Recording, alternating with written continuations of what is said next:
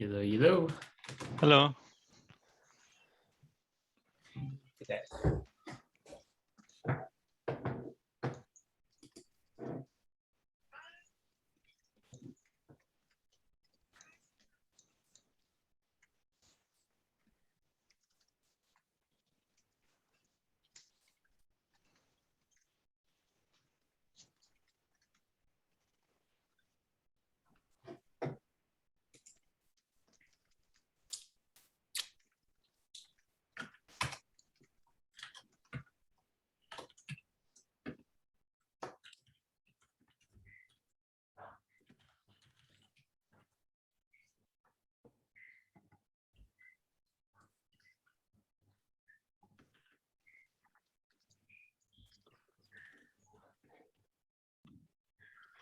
Hi, everyone. I think we could start in a minute. I started writing up an agenda from things that have been discussed in the past week. Why don't we take another minute, and if you have an item, drop it in there.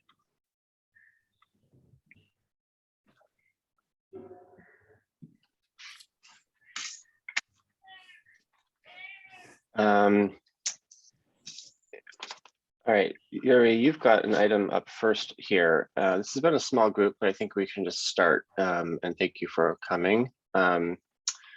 Looks like we should talk about our goals, perhaps mission and vision for this SIG. I could try and give my answer to that question. Well, first, curious. If you'd Yuri, like why your asking? topic to start.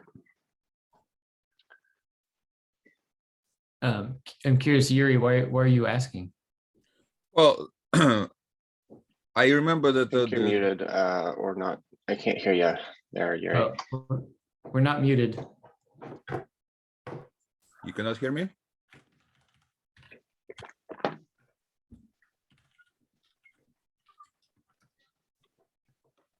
I can hear you, Yuri. Okay. Yeah. Yeah, so when in the very first meetings we had this discussion about unblocking Jaeger SDK migration to OpenTelemetry. So this was one of the goals, but I don't think we've made a lot of progress on that, and instead we've been doing like a lot of other work. So that's why this is kind of why I'm asking, like, should we set the goals clearly and try to sort of track progress along those goals? Yeah, that'd be great. I mean, I feel like we need Jaeger people to come to the meeting, though.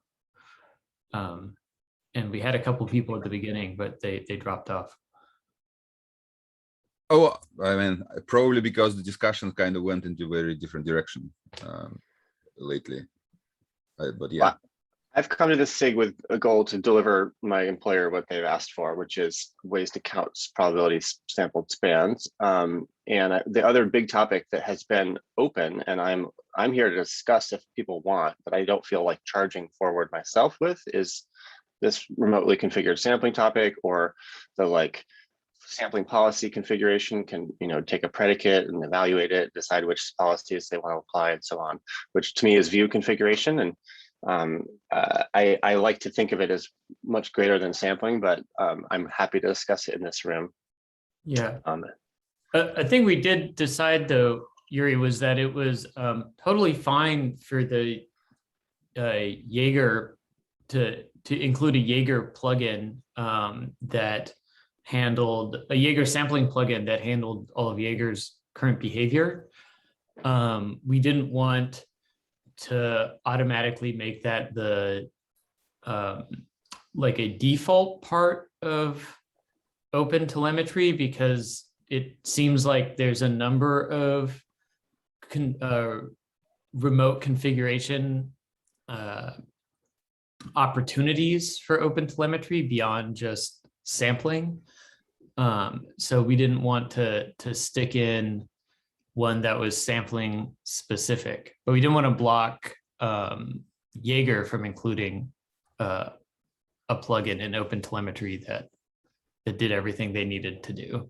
I think the only request was to ensure that when it goes into the spec, it just be like spec'd out what what that should actually do, or point to a spec somewhere, rather than just say like include Jaeger remote sampling or something like that. Mhm. Okay. Yeah, but I admit I haven't been tracking the issues for getting that approved. I don't know if that's been hung up or not. Well, no one has come back to this group and discussed sampling configuration as a topic, and I'm always open to it here. And I've pointed out how metrics has gotten into the weeds and maybe sidetracked talking about view configuration. But now that we have Jaeger and the AWS X-ray team both asking for sampling configuration remotely, it seems like we could move forward in a like a standard type way talking about it. I think that would be a nice item for, I don't know who should lead, because there's sort of two systems out there. Yeah, to be clear, I think we should talk about that stuff. I wasn't saying we shouldn't. I felt like the decision was like us figuring this out for open telemetry in general shouldn't be a blocker for including a Jaeger plugin that worked with the existing like Jaeger backend. Like it's totally fine for the Jaeger sampling plugin to come with a little control plane if that gets Jaeger unblocked, rather than waiting for like open telemetry to figure out what it wants and then Jaeger adopting that in the backend. But I do think we should figure it out. I think, Josh, you have a good point of like what SIG should we be talking about this in? I think there's just, and I think we could divide that into two parts. One is the configuration language that we want for various things. As you've mentioned, there's an issue around targeting that comes up in a couple of different scenarios.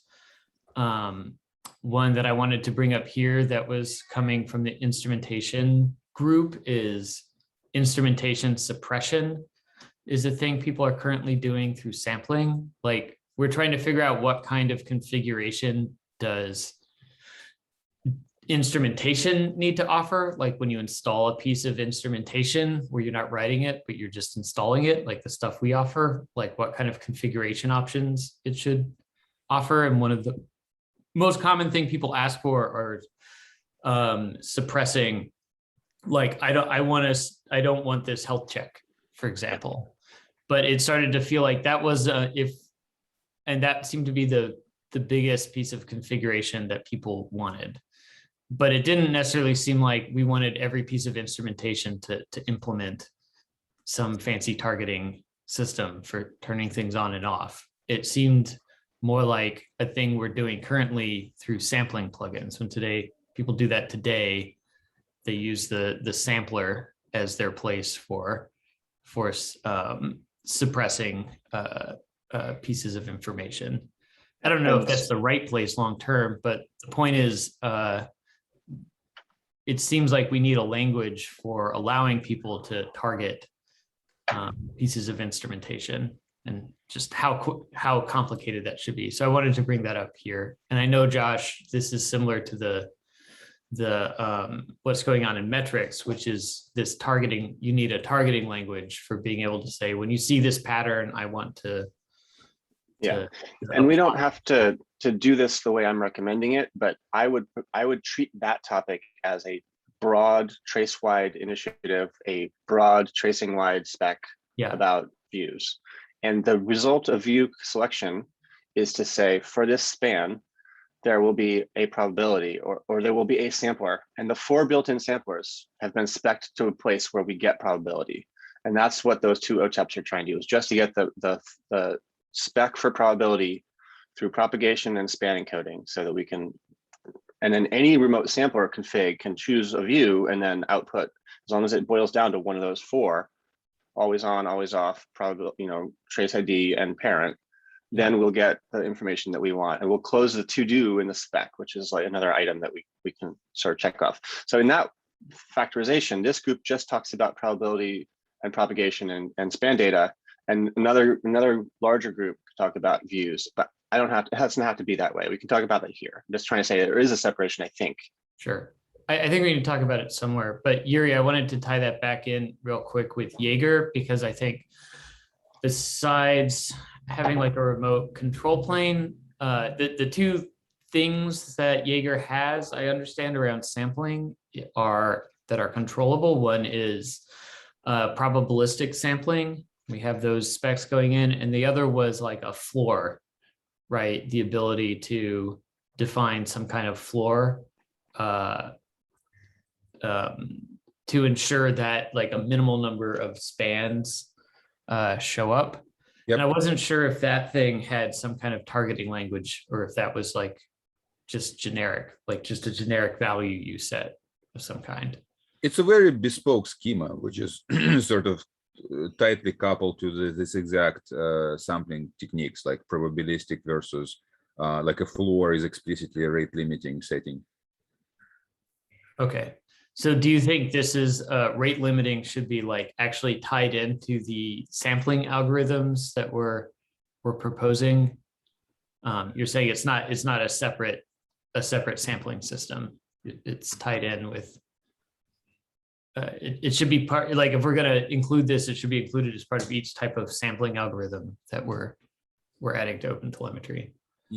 Probably. I mean, the way this is done is it's sort of it's a composite sampler in Jaeger, because it also so it kind of orchestrates a whole bunch of different samplers depending on which endpoint you are using, right? And so for each endpoint you get your own probabilistic sampler, and the lower bound is probably like I don't remember whether it's per endpoint or global. It might be per endpoint as well.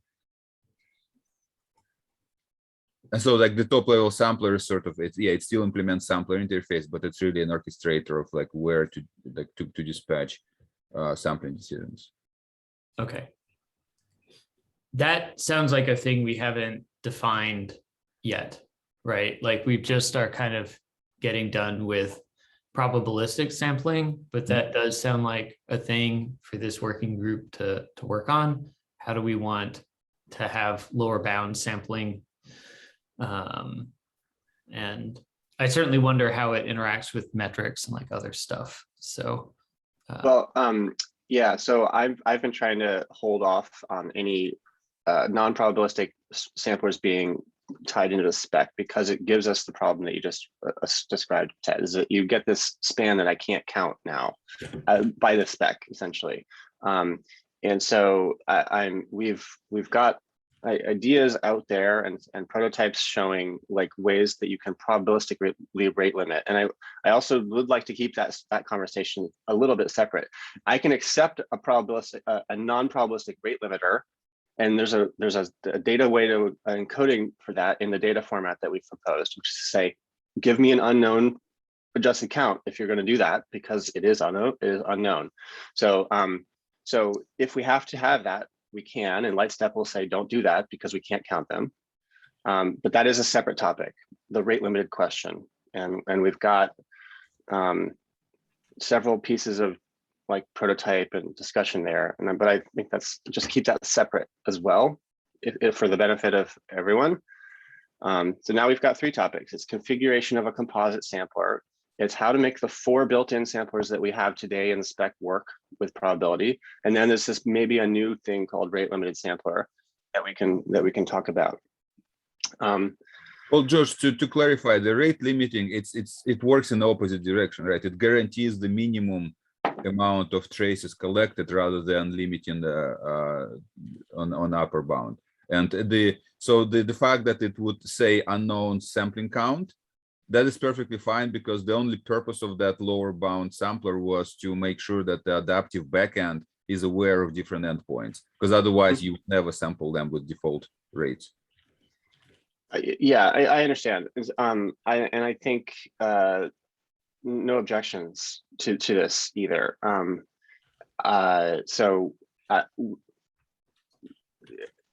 Yeah, it's great. As long as there's an unknown or a 0, we can talk about what those mean, and I think you can have what you want with either of those choices. So I really think that that's okay to have in there if we must. But I think we can show ways to do better, and that we can wait for later to do that or to have that discussion. So I hope that maybe helps. I'll stop saying no rate limiting if we can just move forward with the basics that we have. Start talking about composite samplers. Start talking about finishing the 2 OTEPs and stuff. And then there's this topic of rate limiting, and it's pretty deep, and it's different when you're doing it at the head and different when you're doing it at the tail, for example. I hope we've kind of skirted around the original topic in the agenda, which is Yuri's question here. And I don't know what the action item should be. Like, maybe the next meeting of this, or maybe the end of this meeting could be entirely about how to get composite sampling specs kicked off, because that's, I think, a pretty blank slate in the OTEL specs. Whereas probability sampling, we just have this to do in the spec to finish up. Do we know if there's any prior art? I know like Facebook has a library which is fairly open-ended in terms of how you define the sort of composite samplers. I don't know. I need to check if it's open source or not. I don't have a prior art for sampling. I mean, to me, that reminds me of the area of mail filtering. Like, this has been a 25-year, expert. There are groups who specialize in this, and they've been writing mail filtering logic. So I can't even remember their names. All those mail programs that you have like dot files in your home directory for, that gives you a bunch of filters, and there's always a rule that says, do you stop here or do you keep evaluating? Like that is, to me, there's prior art in other fields, and I keep saying, and when we talk about this in views or in metrics, like, this is not a telemetry project, this is not an observability project, this is purely complicated configuration project, which bothers me, because it's not my area either.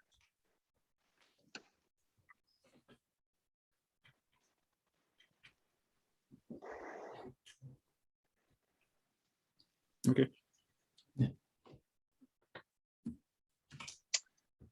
Okay.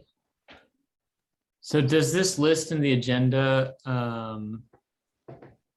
look correct here? I'm going to add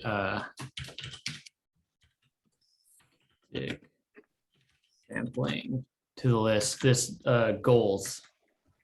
So on our agenda, we've got unblocking Jaeger's SDK, probabilistic sampling, span counting mechanisms, remote configuration language, lower bound sampling, and composite sampling. Does that seem like the right list of things? Yeah, I might try and reclassify this lower bound as a reservoir sampling. That's the way that it makes more sense to me, but it's close enough. Yeah, I've been calling it a floor sampler. I don't know what the correct name for this thing is.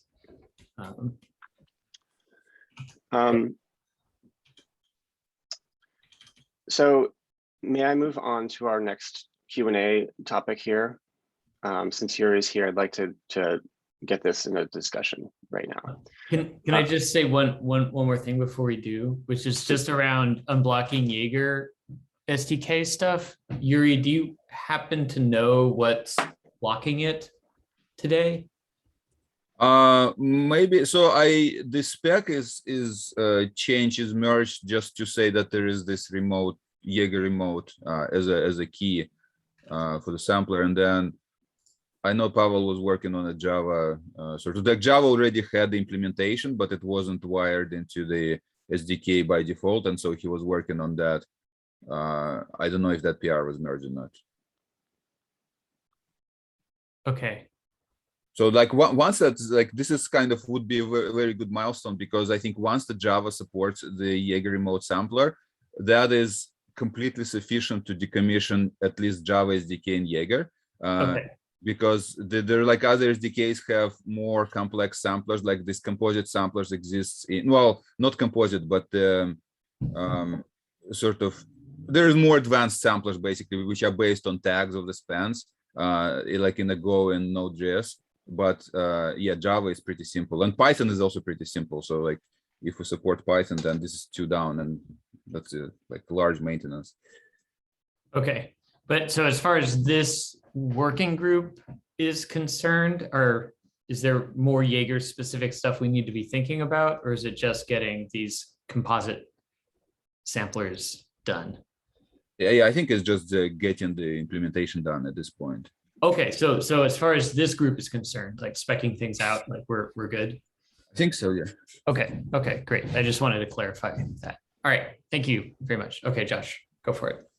Sure. So just quickly, I think it might benefit from discussion. I'm going to pull up the 2 OTEPs, and I have one here. This OTEP 168 hasn't received any recent comments, which is why I'm not going to talk about it. But it does have the answer to one of the questions on the 170, so that's why I'm bringing it up.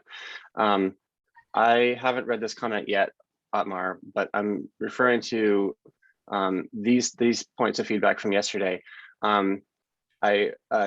Just the one.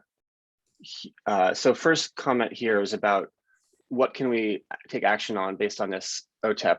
Well, the one I had envisioned is we could actually extend the proto and release a new protocol, and then users who are not using OTel SDKs but are trying to send to an OTLP receiver could begin writing their own implementation of this. So it's definitely not a big use case, but there are customers that we know who are sending OTLP, who are not using OTel SDKs, and who are asking for sampling. So there's a little bit we could do there. And however, 168 does try and give those descriptions that were asked for. So I'm going to pull that up. Behavior of the trace ID based ratio sampler is it gets a configuration which is a power of 2. This, if it's a new root, it does this behavior. If it's not, it does that behavior. It will set the sample bit when S is less than R, less than or equal to R. So that's the spec for that. Now, I haven't written the spec language to update the sampler spec, but it's sort of implied by this. Anyway, that was my intention behind these 4 subparagraphs, was to answer the question of what do we do to implement the new protocol. Well, Josh, I think what I meant was, yeah, that is fine. What I meant was that without the changes to the sampler API, there's right now no way to actually return that adjusted count to the tracer so that it can record it on the span. Oh, you're saying because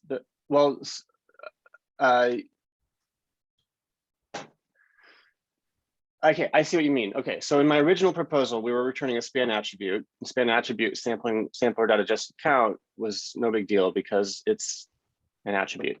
You're saying because the sampler does not have a way to return a span field, we can't directly do this. And I see your point. Okay, so some kind of spec change for the sampler SPI, if you will, saying you have to return an integer, which is the spec value for this field, in addition to all the other things that you're returning, I think would probably take care of it. Yeah, or I mean, we could still use the attribute, but it's going to be a kind of weird overloading. Yeah, I don't think anyone's going to really like that. Okay, thank you for clarifying. I'm trying to limit the revisions to the OTEPs that are standing. So if you wouldn't mind me writing a new OTEP with just new text, maybe that would help. I would take that up after this meeting before the next one. And then the last thing that I thought was worth discussing in the group here is this question about 0 versus unknown. I wanted to call out a few examples, and then I could spend more time in the coming week on that too.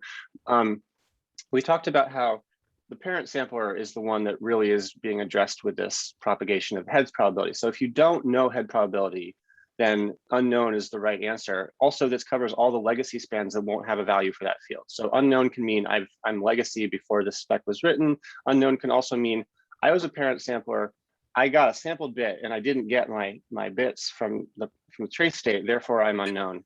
Mhm. That can tell the consumer of that span, when you see an unknown, it's not the same as zero. It could be something like, I'm trying to count spans. I see an unknown. I'm going to tell the user that they're doing something that's misconfigured. I cannot count these spans. I have an unknown count.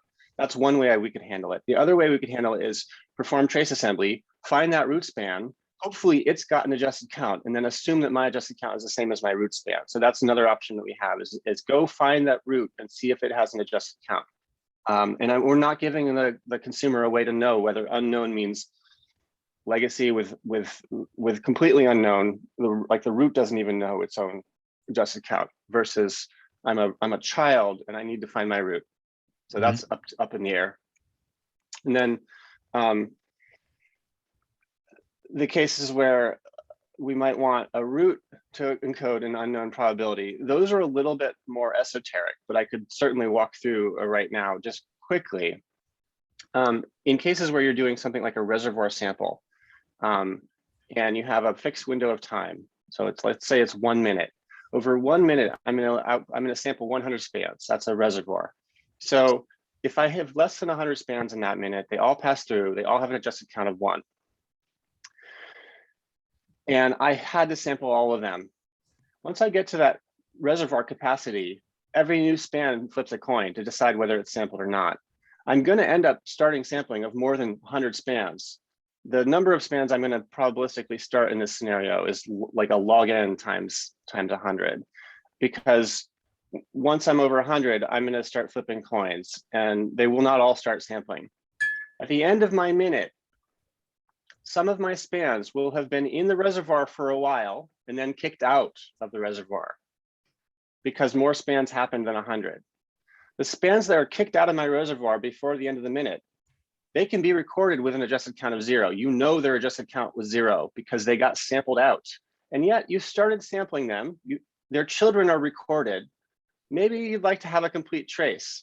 In this scheme I'm describing, and I could write this up in more detail if needed, you end up recording a probabilistic number, which is like log n times as many spans as you wanted.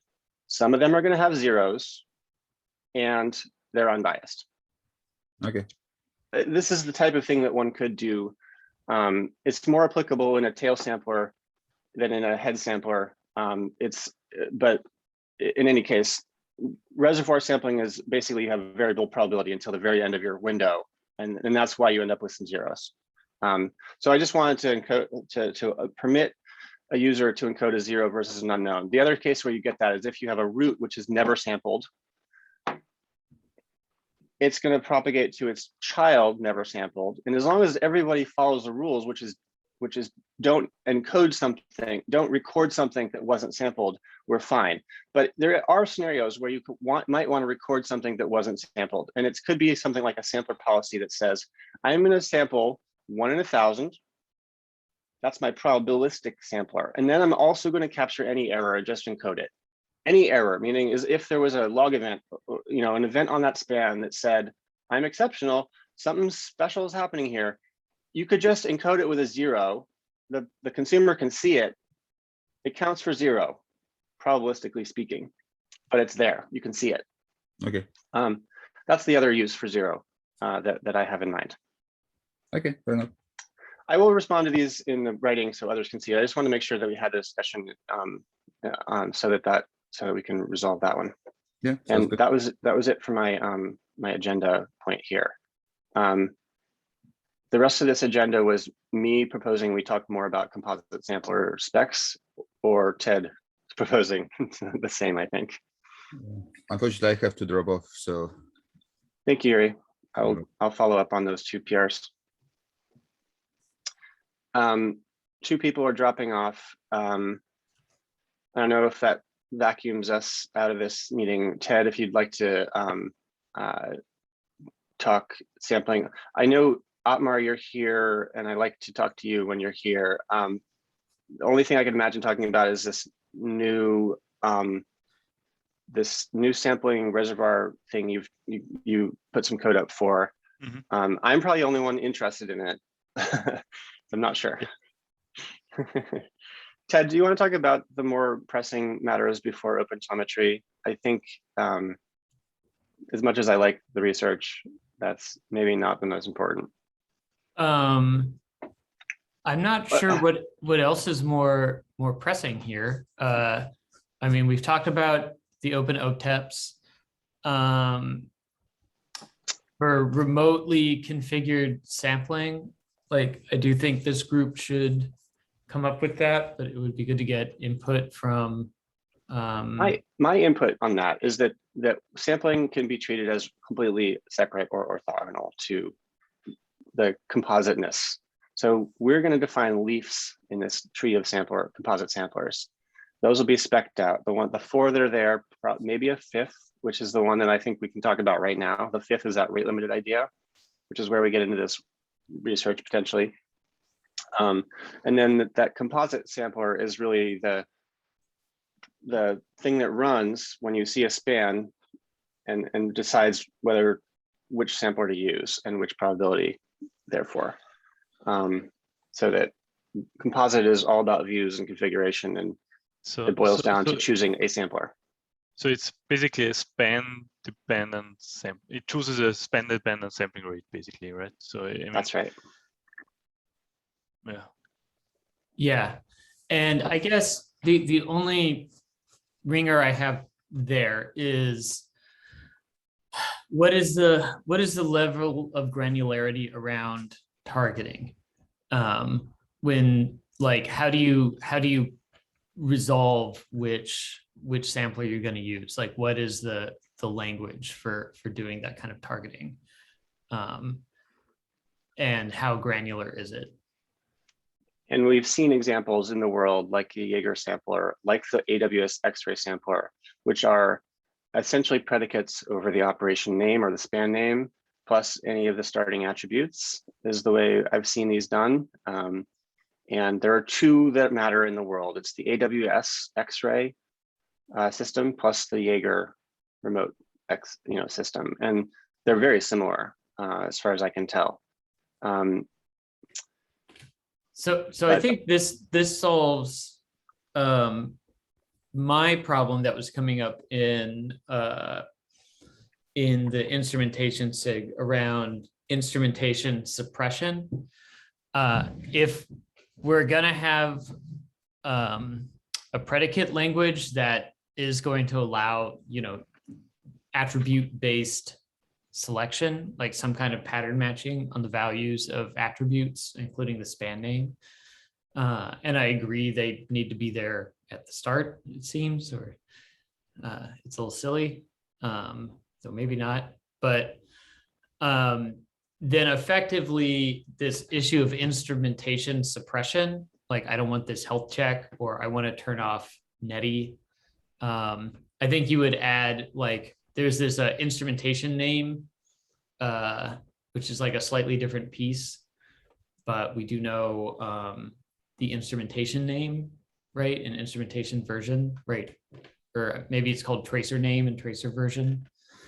So that to me sounds like this is all, if we're going to build something like that anyways for sampling, that would solve that issue for instrumentation suppression. In other words, instrumentation suppression is just another form of sampling where you're saying, if you see this pattern, 100%, 0% sampling, like just. Yeah, that's the way I would treat this. And so it becomes pretty separate, like we've got these 4 or 5 base samplers. And really it's 2 or 3 or maybe, and then your configuration has to do this process, this predicate. And what you said was like, are there wildcards? Are there patterns? Like that's where it gets tricky. And that's where I think the debate will happen.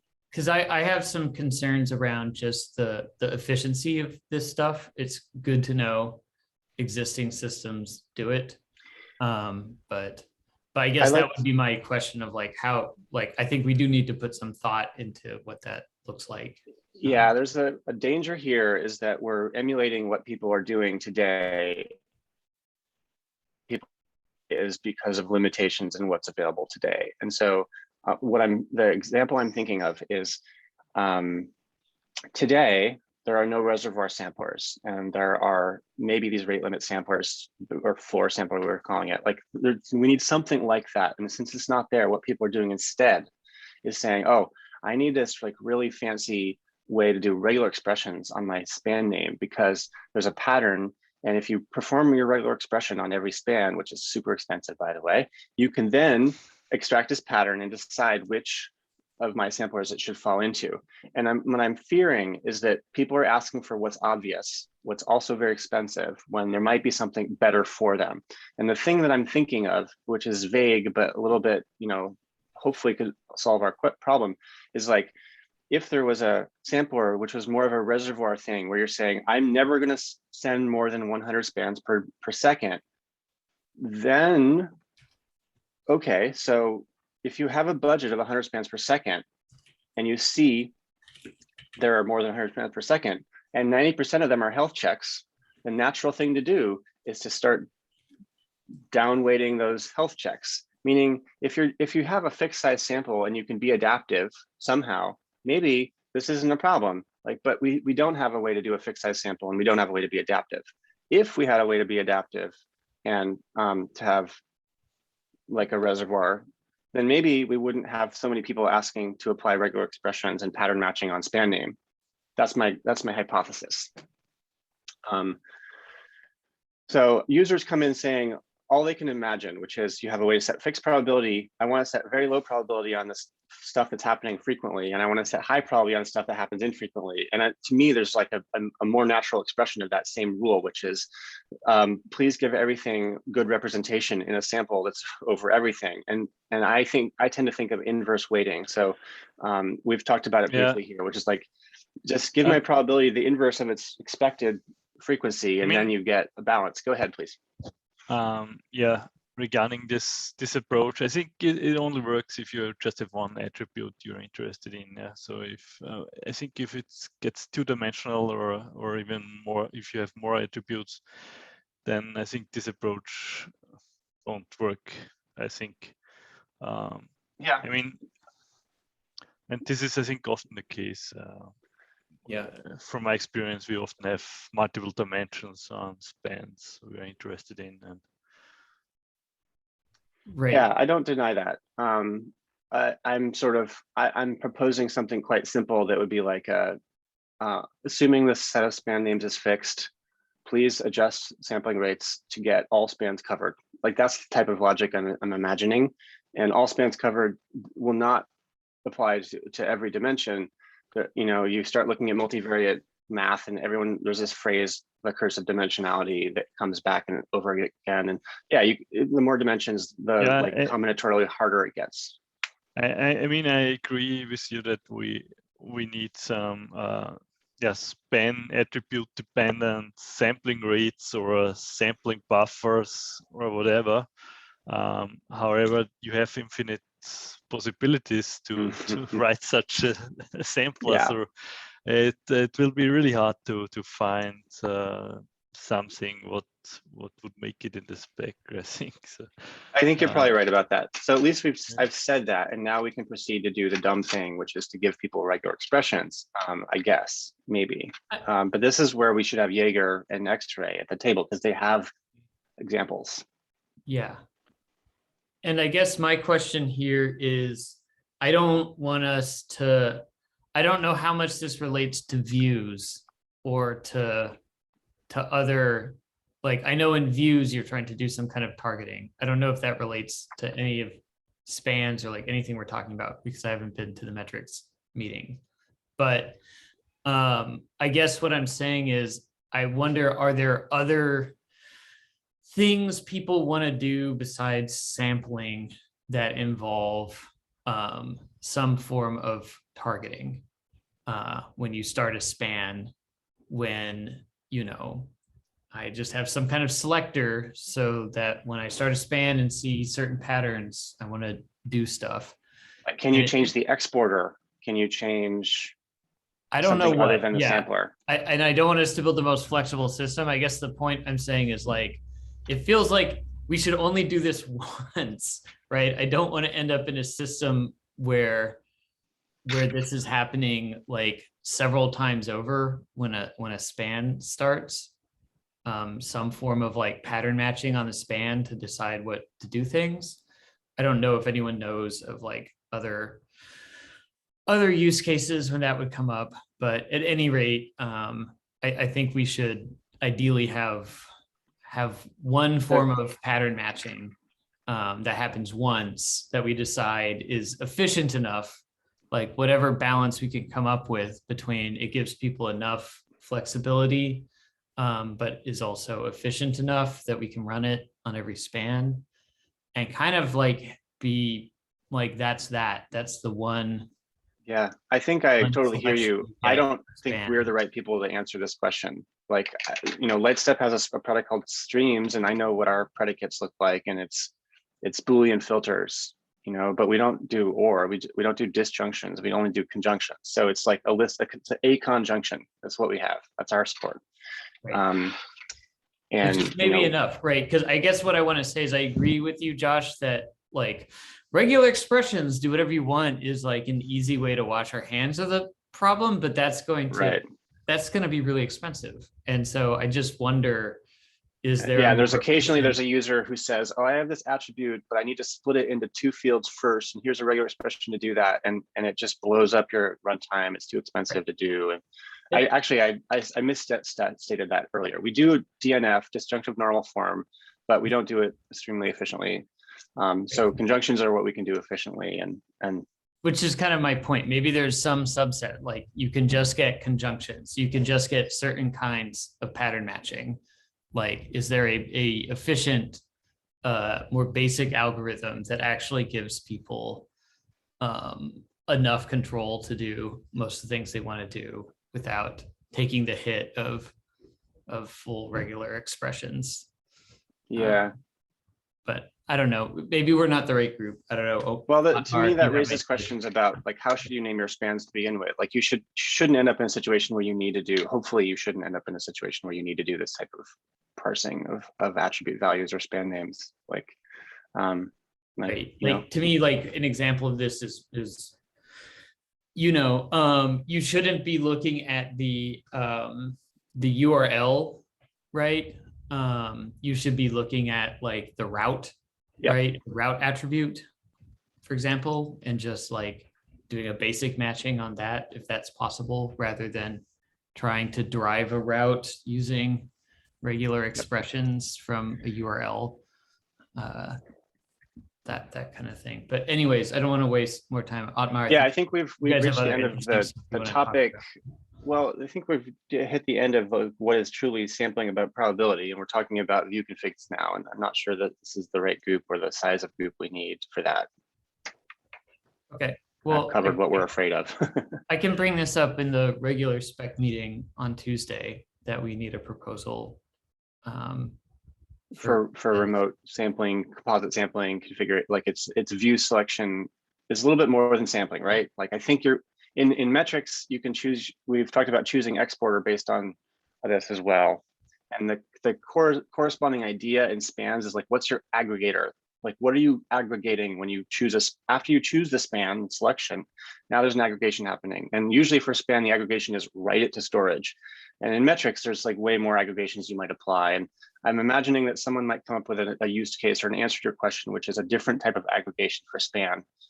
So I have a view which is literally just going to compute metrics from spans, and then my predicate is this particular span name, and my configuration is turn it into metrics rather than write it as a span. Now I'm configuring aggregations, not sampling.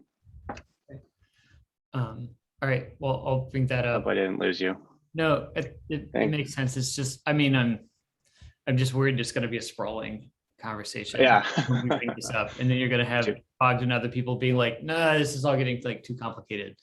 But what was I going to say? I think as far as like remote configuration stuff, I do think it is this group's responsibility to come up with like the configuration language we want for samplers.